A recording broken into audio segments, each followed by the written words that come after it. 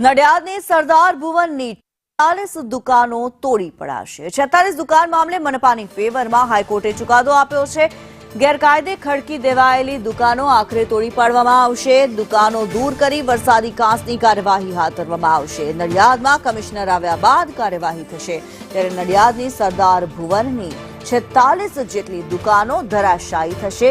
નડિયાદમાં દુકાનો મામલે ગુજરાત હાઈકોર્ટે જે ચુકાદો આપ્યો છે 46 દુકાન મામલે મહાનગરપાલિકાની ફેવરમાં હાઈકોર્ટે ચુકાદો આપ્યો છે। નડિયાદમાં કમિશનર આવ્યા બાદ દુકાનોની કાર્યવાહી હાથ ધરવામાં આવશે। 46 જેટલી દુકાનોને તોડી પાડવામાં આવશે। આ દુકાનો ધરાશાયી થશે।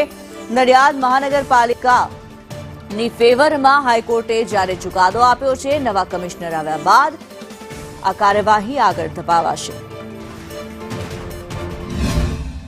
કરવામાં આવેલ છે અને સ્ટ્રક્ચરસેબિલિટીનો રિપોર્ટ નેગેટિવ આવતા આ દુકાનો કોઈ સંજોગોમાં ટકી શકે તેવી નથી તેવો રિપોર્ટ આવેલ હતો અને જેને હિસાબે નગરપાલિકા દ્વારા આ દુકાનોને દૂર કરવા માટે નોટિસ આપવામાં આવેલ હતી।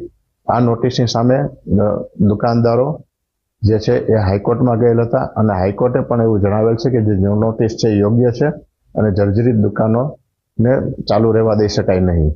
આમ હાઈકોર્ટે પણ આ વાત માન્ય રાખેલી છે અને ભવિષ્યમાં આમાં નિયમાનુસારની આગળ